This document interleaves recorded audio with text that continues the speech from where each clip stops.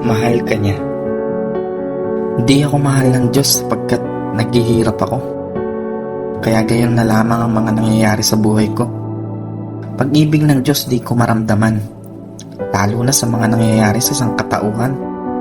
Puro na lang kamalasan, kaya't nasaan na pag-ibig dyan? Binigay ko ang lahat, pero pagtulong niya sa akin ay di sapat. Ang kanyang ibibigay sa akin puro na lang bahirap. Kaisa-isang hiling ko di ba nararapat?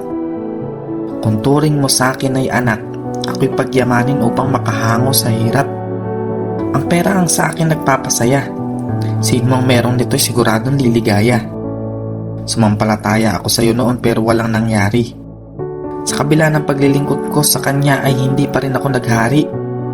Ngunit ayaw mo lang pala ako mapahamak. Kundi gusto mo lang sa kasalanan ako'y maiangat. Kaya naman na magkaroon na ng linaw, mga nangyayari sa buhay ko naiintindihan ko na. Kala ko walang nagmamahal sa akin hanggang sa ito ay aking mabasa.